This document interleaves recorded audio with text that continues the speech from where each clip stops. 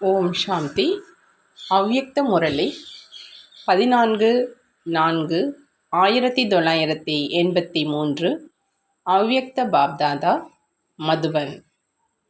இன்றைய முரளியின் தலைப்பு சம்பன்ன ஆத்மா, அதாவது நிரம்பிய ஆத்மா எப்பொழுதும் தன் மீதும் மற்றும் சேவையிலும் திருப்தியாக இருப்பாங்க.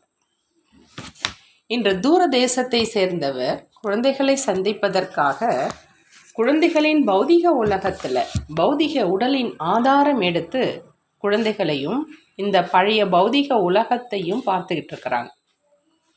பழைய உலகம் அப்படின்னா குழப்பம் நிறைந்த உலகம். பாப்தாதா குழப்பமான உலகத்தினுடைய நடவடிக்கைகளை பார்த்து குழந்தைகளின் ஆடாத நிலையையும் பார்த்துக்கிட்டு இருக்கிறாங்க. இவங்க அனைவருமே குழப்பமான காட்சிகளை சாட்சியாளராக ஆகி பார்க்குறாங்க. நாடகத்தில் வரும் இந்த காட்சிகள் இன்னும் அதிகமாக தன்னுடைய உறுதியான இனிமையான வீடு மற்றும் தன்னுடைய தடையற்ற இனிமையான ராஜ்யத்தை நினைவூட்டுதுன்னு சொல்கிறாங்க பாபா. நம்முடைய வீடு, நம்முடைய ராஜ்யம் என்னவாக இருந்தது, மேலும் இப்பொழுதும் எந்த ராஜ்யம் வரப்போகுது, மேலும் நான் வீடு செல்றவ என்று நினைவு வருது. இன்று பாப்தாதா இந்த காட்சியை பார்த்து ஆன்மீக உரையாடல் செஞ்சிட்டு இருந்தாங்க. இவங்க அனைவரும் குழப்பம் நிறைந்த உலகத்துல இருந்துகிட்டே இந்த காட்சிகளை எதுவரை பார்த்துட்டு இருப்பது?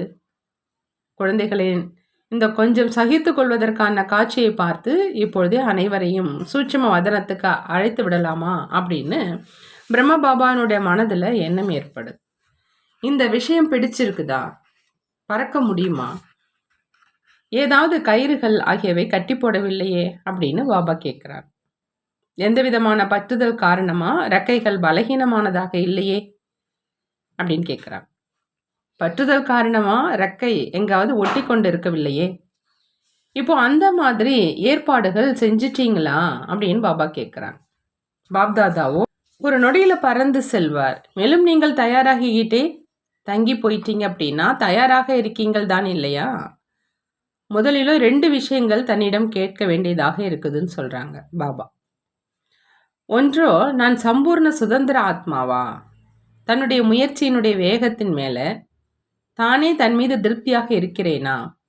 தன்னுடைய திருப்தியின் கூடவே அனைத்து தொடர்புல வரும் ஆத்மாக்கள்கிட்ட இருந்து தனது உயர்ந்த நிலை மேல் அவங்களுக்கு திருப்தி இருக்குதான்னு கேட்குறாங்க பாபா. இன்னொரு விஷயம், சேவையில தன் மீது திருப்தியாக இருக்கீங்களா? யதார்த்த சக்திசாலியான விதியின் பலனா வெற்றி கிடைச்சிட்டு இருக்குதா? தன்னுடைய ராஜ்யத்தின் அநேக விதமான ஆத்மாக்களை எப்படி ராஜ்ய அதிகாரி, ராஜ குடும்பத்தினுடைய அதிகாரி, ராயல் பிரஜையினுடைய அதிகாரி, சாதாரண பிரஜையினுடைய அதிகாரி, இந்த மாதிரி அனைத்து விதமான ஆத்மாக்களை எண்ணிக்கை பிரகாரம் தயார் செஞ்சிருக்கீங்களா அப்படின்னு கேட்குறாங்க. செய்விப்பவர் தந்தை தான், ஆனால் கருவியாக செய்பவராக குழந்தைகளை தான் ஆக்குறாங்க. ஏன்னா செய்த காரியத்தினுடைய பலன் கிடைக்கிது. ஆகையினால காரியங்களை குழந்தைகள் தான் கருவியாக செய்யணும். சம்பந்தத்தில் பிரம்ம பாபாவோடு குழந்தைகள் வரணும். தந்தையோ விலகி இருப்பவராகவும் அன்பானவராகவும் தான் இருப்பாங்க. ஆகையினால அந்த மாதிரி சோதனை செஞ்சு தயாராக ஆயிட்டீங்களா அப்படின்னு பிறகு சொல்லுங்கிறாங்க. காரியத்தை பாதியிலேயே விட முடியாதுதான் இல்லையா? மேலும் சம்பன்னமாகாமல் ஆத்மா கர்மாதித்த நிலை அடைஞ்சு தந்தையோடு செல்ல முடியாது. சமமானவர்கள் தான் உடன் செல்வாங்க. உடன் தான் செல்ல வேண்டுமா அல்லது பின்னாலேயே வர வேண்டுமான்னு கேட்குறாங்க பாபா. சிவனுடைய கல்யாண ஊர்வலத்திலோ வருவதில்லை தானே? தயாராக ஆயிட்டீங்களா என்று இப்போது சொல்லுங்கிறாங்க பாபா. அல்லது சுமந்திரம் மூலம் ஏதாவது நடந்துடணும் அப்படின்னு யோசிக்கிறீங்களா? பாபா சொல்றாங்க, சிவ மந்திரம் தான் சுமந்திரம். அதுவும் கிடைச்சிருக்குதான் இல்லையா? குழந்தைகளுக்கு எந்த கஷ்டமும் ஏற்பட்டிருக்க கூடாது அப்படின்னு பிரம்ம பாபாவுக்கு மிகுந்த கவலை இருந்தது. கஷ்டமாக இருந்ததா அல்லது மனமகிழ்ச்சி அடையும் கேளிக்கையாக இருந்ததான்னு கேட்குறாங்க பாபா. அப்போ அங்க கூடாரம் போட்டிருந்தாங்களாம். மழை அதிகமாக பெஞ்ச காரணத்தினால அந்த கூடாரங்கள்லாம் கீழே விழுந்துருச்சு. அதுக்காக பாப்தாதா கேட்குறாங்க, கூடாரம் ஆடியதா அல்லது இதயமும் ஆடியதா அப்படின்னு. இதயம் உறுதியாகத்தான் இருக்குது இல்லையா? என்னவாகும், எப்படி ஆகும் அப்படிங்கிற இந்த மனக்குழப்பம் இல்லை தானேன்னு கேட்குறார். ஏதாவது புதியதையும் பாருங்க. அபுவினுடைய மழைக்காலத்தையோ நீங்கள் ஒரு பொழுதும் பார்த்ததே கிடையாது. இதுவும் கொஞ்சம் அனுபவம் ஆகிட்டு இருக்குது. மலைகளில் பெய்யும் மழையையும் பார்க்கணும் இல்லையா? இதுவும் ஒரு ரமணீகரமான காட்சியை பார்த்தீங்க. விரைவில் ஓடணும் அப்படிங்கிற எண்ணமும் வரவில்லை தானே அப்படின்னு கேட்குறாங்க. இதுவும் நல்லது தான். கடைசி நாளில் சூறாவளி வந்தது. அங்கு சென்று என்னென்ன பார்த்தோம் என்று ஏதாவது புதிய செய்தியை சொல்லணும் இல்லையா? சொல்ல போகும் செய்திகள், அந்த செய்தியில் ரமணீகரம் வரும். பொதுவாகவே அனைவரும் உறுதியானவங்க. இப்பொழுது இன்னும் அதிகம் நடக்க போகுது, இதுவும் ஒன்றுமே இல்லை அப்படிங்கிறாங்க. இதுவும் தத்துவங்களினுடைய பரிவர்த்தனையின் அடையாளங்கள். இதை பார்த்து தத்துவங்களினுடைய வேகம் அதிகத்தில் சென்று கொண்டிருக்குது அப்படின்னு புரிஞ்சு, அதே மாதிரி தன்னுடைய சுயமாற்றத்தினுடைய வேகமும் தீவிரமாக இருக்கணும்னு சொல்றாங்க பாபா. நல்லது.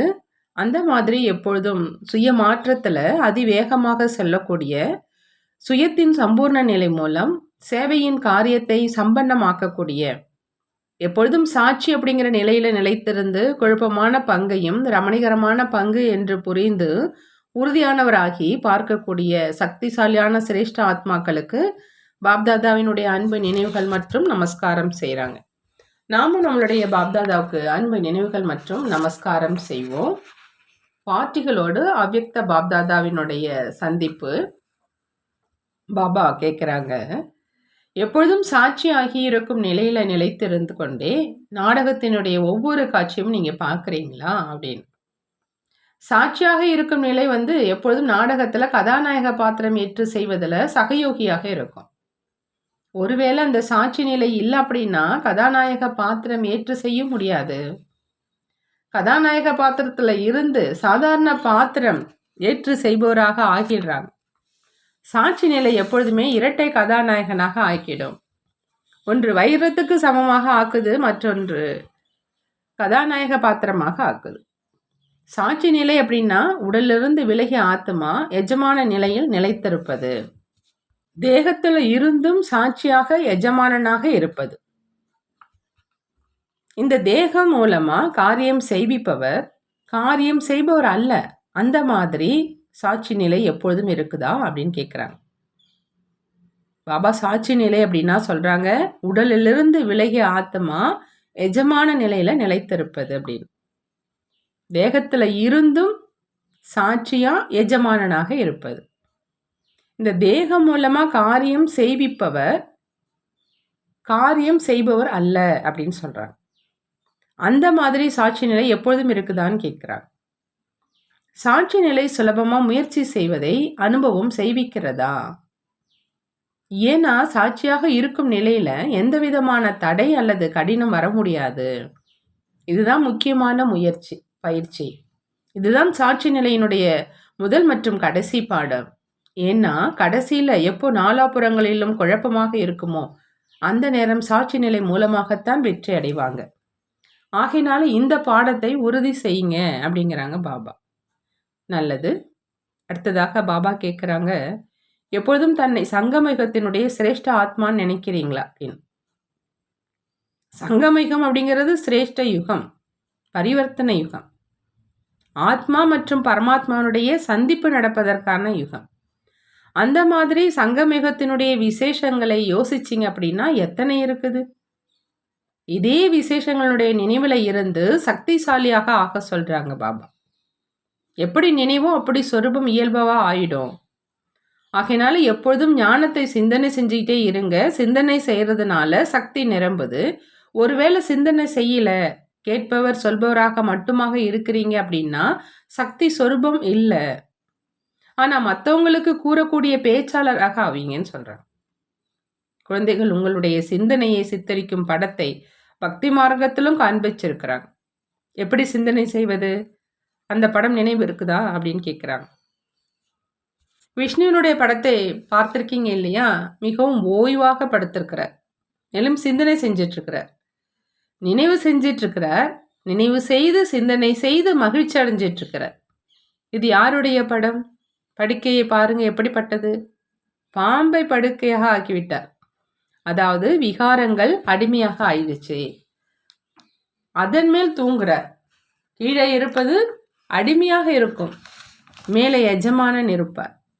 மாயாவை வென்றவராக ஆகிட்டீங்க அப்படின்னா கவலையற்ற நிலை. மாயா கிட்ட தோல்வி அடைவதற்கு, யுத்தம் செய்வதற்கு எந்த கவலையுமே இல்லை. ஆகையினால கவலை இல்லாமல் சிந்தனை செஞ்சுக்கிட்டே மகிழ்ச்சி அடைஞ்சிட்டு இருக்கிறார். அந்த மாதிரி நான் மாயாவை வென்றவன் ஆகியிருக்கிறேனா அப்படின்னு தன்னை பாருங்க அப்படின்னு பாபா சொல்றார். எந்த ஒரு விகாரமும் தாக்குதல் செய்ய வேண்டாம். தினசரி புது புது ஞான துளிகளை நினைவுல வச்சு சிந்தனை செஞ்சீங்க அப்படின்னா மிகுந்த மகிழ்ச்சி வரும். கவலையின்றி இருப்பீங்க. ஏன்னா தந்தையால் கொடுக்கப்பட்ட பொக்கிஷத்தை கடைந்தெடுப்பதனால தன்னுடையது என்று அனுபவமாகும். எப்படி முதல்ல உணவு தனியாக இருக்கும், உணவை அருந்துபவரும் வேறாக இருப்பார். ஆனால் எப்பொழுதும் ஜீரணம் செய்து விடுகிறார் என்றால் அதே உணவு ரத்தமாகி சக்தியினுடைய ரூபத்தில் தன்னுடையதாக ஆயிடுது. அதே மாதிரி பாபா சொல்றாங்க, ஞானத்தையும் நீங்கள் சிந்தனை செஞ்சு கடந்து எடுக்கிறதுனால தன்னுடையதாக ஆயிடுது. தன்னுடைய பொக்கிஷம் அப்படிங்கிற அந்த உணர்தல் வரும். அடுத்தது பாபா கேட்குறாங்க, அனைவரும் தன்னை சிரேஷ்ட ஆத்மான்னு எப்பொழுதுமே நினைக்கிறீங்களா அப்படின்னு கேட்குறாங்க.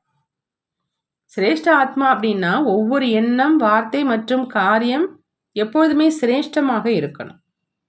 ஏன் அப்படின்னா சாதாரண வாழ்க்கையிலேருந்து விடுபட்டு சிரேஷ்ட வாழ்க்கையில் வந்துட்டீங்க. கலியுகத்திலேருந்து விடுபட்டு சங்கமயுகத்தில் வந்துட்டீங்க. எப்பொழுது யுகம் மாறிடுச்சு, வாழ்க்கை மாறிடுச்சு அப்படின்னா, வாழ்க்கை மாறியது அப்படின்னா எல்லாமே மாறிடுச்சு. அந்த மாதிரி மாற்றத்தை தன்னுடைய வாழ்க்கையில் பார்த்துருக்கீங்களா அப்படின்னு கேட்குறாங்க. எந்த ஒரு காரியமும் நடத்தையும் சாதாரண மனிதர்களுடையது மாதிரி இருக்கக்கூடாது. அவங்க உலகத்தில் இருக்கிற மனிதர்கள், நீங்கள் ஆன்மீகமானவங்க. ஆகையினால ஆன்மீக வாழ்க்கை உள்ளவங்க உலகத்து ஆத்மாக்களை விட வேறுபட்டு தானே இருக்கணும். எண்ணமும் சாதாரணமானதாக இருக்குதா அல்லது ஆன்மீகமானதாக இருக்குதா அப்படின்னு சோதனை செய்ய சொல்கிறாங்க பாபா. சாதாரணமாக இருக்குது அப்படின்னா சாதாரணத்தை சோதனை செஞ்சு மாற்றிடுங்க. எப்படி ஏதாவது ஒரு பொருள் உங்கள் எதிரில் வருது அப்படின்னா இது சாப்பிடுவதற்கு தகுதியானதா, வாங்குவதற்கு தகுதியானதா அப்படின்னு சோதனை செய்கிறீங்க. ஒருவேளை தகுதியற்றது அப்படின்னா வாங்குவதும் இல்லை, மேலும் அதை விட்டுடுறீங்க தான் இல்லையான்னு கேட்குறாங்க. அதே மாதிரி காரியம் செய்வதற்கு முன்பு காரியத்தை சோதனை செய்யுங்க. சாதாரண காரியம் செஞ்சு செஞ்சு சாதாரண வாழ்க்கையாக ஆயிடுச்சு அப்படின்னா எப்படி உலகத்தினரோ அப்படி நீங்களும் அவங்களோடு கலந்துடுவீங்க. வேறுபட்டவர்களாக தென்பட மாட்டீங்க. ஒருவேளை விலகி இருக்கும் நிலை இல்லை அப்படின்னா தந்தையினுடைய அன்புக்குரியவராகவும் இல்லைன்னு சொல்கிறாங்க பாபா. ஒருவேளை எனக்கு தந்தையினுடைய அன்பு அனுபவம் ஆவதில்லை அப்படின்னு எப்போதாவது நீங்கள் நினைக்கிறீங்க அப்படின்னா அப்போது எங்கோ நான் விலகி இருக்கும் நிலையில் குறை இருக்குது, எங்கோ எனக்கு பற்றுதல் இருக்குது அப்படின்னு புரிஞ்சுக்க சொல்கிறாங்க பாபா. விலகியவராக ஆகலை, அதனால தான் தந்தையினுடைய அன்பு அனுபவம் ஆகலை. அது தன்னுடைய உடல் மீது இருக்கலாம், சம்பந்தத்தின் மீது இருக்கலாம், அல்லது ஏதாவது ஒரு பொருள் மீது இருக்கலாம். ஸ்தூல பொருள் மேலே உள்ள பற்றுதலும் யோகாவை துண்டிப்பதற்கு காரணமாக ஆயிடும். சம்பந்தத்தில் இருக்காது, ஆனால் சாப்பிடும் பொருள் மீது, அணியும் ஆடை மீது பற்றுதல் இருக்கும்.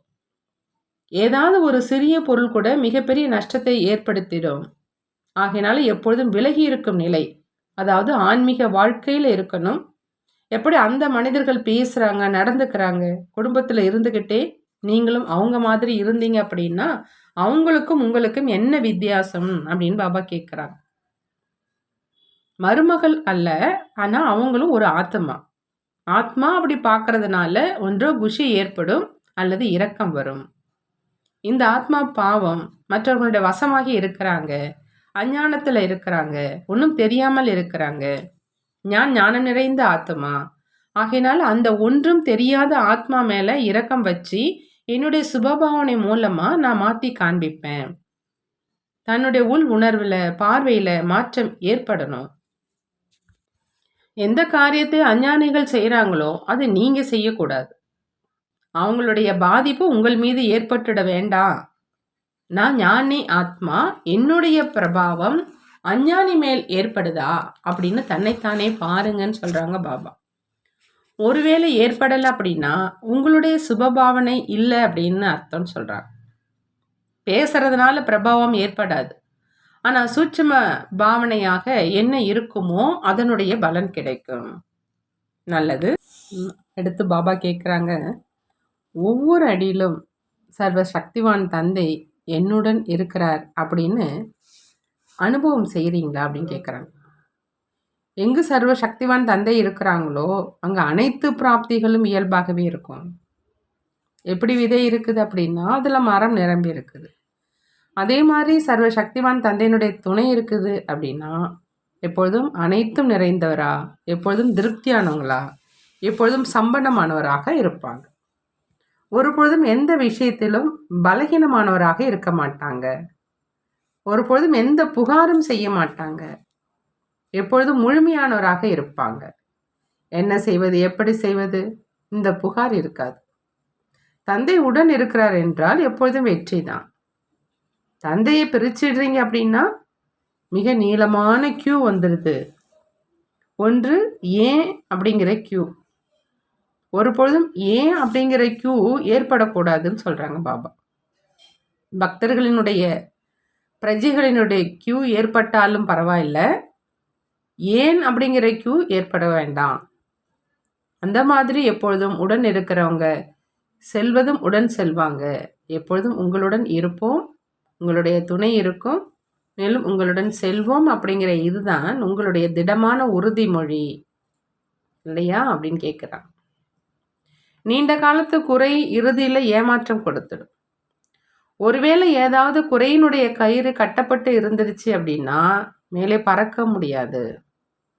ஆகையினால அனைத்து கயிறுகளையும் சோதனை செய்யுங்க. அழைப்பு வந்தது, நேரத்தினுடைய விசில் ஊதப்பட்டது, உடனே சென்றுட்டோம். தைரியமுள்ள குழந்தைகளுக்கு தந்தையினுடைய உதவி இருக்குது. எங்கு தந்தையினுடைய உதவி இருக்குதோ அங்கு எந்த ஒரு கடினமான காரியமும் இருக்காது அப்படின்னு சொல்கிறாங்க பாபா. அது ஏற்கனவே நிச்சயிக்கப்பட்டது. அடுத்து பாபா கேட்குறாங்க, தன்னை எப்பொழுதும் மாஸ்டர் சர்வ சக்திவான் அப்படின்னு அனுபவம் செய்கிறீங்களா அப்படின்னு. இந்த சொரூபத்தினுடைய நினைவில் இருக்கிறதுனால ஒவ்வொரு சூழ்நிலையிலும் பிரச்சனையிலும் இது சூழ்நிலை பிரச்சனை அல்ல, ஆனால் ஒரு பக்கத்து சாலை ஓர காட்சி அப்படி அனுபவமாகும். நீங்கள் பிரச்சனை அப்படின்னு புரிஞ்சுக்கிட்டீங்க அப்படின்னா பயந்துடுவீங்க. ஆகையினால பக்கத்து காட்சி, அதாவது செல்லும் வழியில் தென்படக்கூடிய காட்சிகள் அப்படின்னா அதை நீங்கள் இயல்பாகவே சுலபமாகவே கடந்து போயிடுவீங்க. ஏன் அப்படின்னா காட்சிகளை பார்த்து குஷி ஏற்படும், பயப்படுறது கிடையாது. அந்த மாதிரி தடை, அது தடை இல்லை, ஆனால் தடை முன்னேறி செல்வதற்கான சாதனம். பரீட்சை ஒரு வகுப்பிலிருந்து மேல் வகுப்புக்கு செல்ல வைக்குது. அந்த மாதிரி இந்த தடை, பிரச்சனை, பரீட்சை முன்னேறி செல்வதற்காக வருது. அந்த மாதிரி நினைக்கணும்னு சொல்கிறாங்க பாபா. எப்பொழுதாவது ஏதாவது விஷயத்தை இது என்ன ஆச்சு, ஏன் ஆச்சு அப்படின்னு யோசிக்கிறீங்க அப்படின்னா யோசிப்பதில் நேரம் போயிடுது. யோசிப்பது அப்படின்னா பாபா சொல்கிறாங்க நிற்கிறது. மாஸ்டர் சர்வசக்திவான் ஒரு பொழுதும் நிற்கிறது கிடையாது. எப்பொழுதுமே தன்னுடைய வாழ்க்கையில் பறக்கும் கலையை அனுபவம் செய்வாங்க மாஸ்டர் சர்வசக்திவானாக இருக்கிறவங்க அப்படிங்கிறாங்க பாபா. அடுத்ததா வரமளிக்கும் வள்ளல் தந்தை மூலமா அனைத்து வரதானங்களும் பிராப்தி ஆகியிருக்குதான் அப்படின்னு பாபா கேட்குறாங்க. தந்தை மூலமா அனைத்தையும் விட முக்கிய வரதானமாக என்ன கிடைச்சிருக்குது? ஒன்று நிரந்தர யோகியாகுக மற்றும் இன்னொன்று தூய்மையாகுக. இந்த இரண்டு விசேஷ வரதானங்களை எப்பொழுதும் வாழ்க்கையில் அனுபவம் செய்கிறீங்களா அப்படின்னு கேட்குறாங்க பாபா. யோகி வாழ்க்கையாக ஆகிட்டீங்களா அல்லது யோகா செய்யும் யோகியா? யோகா செய்யும் யோகி 2-4 மணி நேரம் யோகா செய்வாங்க, பிறகு முடிந்தது. ஆனால் யோகி வாழ்க்கை அப்படின்னா நிரந்தரமானது. ஆகையினால நிரந்தரமான யோகி வாழ்க்கை. அது போலவே தூய்மையாகுகிற வரதானமும் கிடைச்சிருக்கு. தூய்மையாகுகிற வரதானத்தின் மூலம் பூஜைக்குரிய ஆத்மாவாக ஆயிட்டீங்க. யோகி ஆகுகிற வரதானம் மூலம் எப்பொழுதும் சக்தி சொரூபமாக ஆயிட்டீங்க. அந்த மாதிரி சக்தி சொரூபம் மற்றும் தூய்மையான பூஜைக்குரிய சொரூபம் இரண்டுமாக ஆகிட்டீங்க தான் இல்லையான்னு பாபா கேட்குறாங்க. எப்பொழுதும் தூய்மையாக இருக்கீங்களா? சில நேரம் மட்டும் இல்லை தானே அப்படின்னு கேட்குறான். ஏன் அப்படின்னா, யாராவது ஒரு நாள் கூட தூய்மையற்றவர் ஆனார் அப்படின்னா தூய்மையற்றவனுடைய பட்டியலில் வந்துடுவாங்க. நீங்கள் தூய்மையினுடைய பட்டியலில் இருக்கீங்களா? எப்பொழுதாவது கோபமும் வருவதில்லையே. கோபம் அல்லது மோகம், அதாவது பற்றுதல் வருவதை தூய்மை என்று சொல்வோமா அப்படின்னு கேட்குறான். மோகம் தூய்மையின்மை இல்லை இல்லையா? ஒருவேளை மோகத்தை வென்றவர் ஆகல அப்படின்னா நினைவு சொர்பமாகவும் ஆக முடியாது. எந்த ஒரு விகாரத்தையும் வரவிடாதீங்க. எப்பொழுது எந்த ஒரு விகாரத்தையும் வரவிடுவதில்லையோ அப்பதான் தூய்மையானவராக மேலும் யோகி ஆகுக அப்படின்னு சொல்லுவோங்கிறார். பாப்தாதா அனைத்து குழந்தைகளின் மேல் நம்பிக்கை வச்சிருக்கிறார். ஒவ்வொரு குழந்தையும் நான் வீணானதை நினைக்க மாட்டேன், வீணானதை செய்ய மாட்டேன், வீணானவைங்கிற நோயை நிரந்தரமா அழிச்சிடுவேன் அப்படிங்கிற அந்த திட எண்ணம் வைக்கணும். இந்த ஒரு திட எண்ணம் தான் நிரந்தரமாக வெற்றி அடைபவராக ஆக்கிடும். எப்பொழுதுமே எச்சரிக்கையா இருக்கணும் அப்படின்னா வீணானதை அழிக்கணுங்கிறாங்க பாபா. நல்லது. ஓம் சாந்தி. வரதானம். திவ்ய புத்தி மூலமா திவ்ய சித்திகளை, அதாவது வெற்றிகளை அடையக்கூடிய சித்தி சொரூபம் ஆகுகிறாங்க. சித்தி சொரூபமாக, அதாவது வெற்றி சொரூபமாக ஆகணும் அப்படின்னா பாபா சொல்றாங்க திவ்ய புத்தி மூலமா திவ்ய சித்திகளை அடையணும் அப்படின்னு. அதாவது திவ்ய வெற்றிகளை அடையணும். அப்பதான் வெற்றி சொரூபமாக ஆகலாம் அப்படிங்கிறாங்க. நேரத்துக்கு ஏற்ற விதி மூலமா திவ்ய புத்தியை உபயோகப்படுத்தினீங்க அப்படின்னா அனைத்து சித்திகளும் உங்கள் கைமேல் இருக்கும். சித்தி ஒன்று பெரிய விஷயம் கிடையாது. திவ்ய புத்தியினுடைய வெளிப்பாடு தான் அது.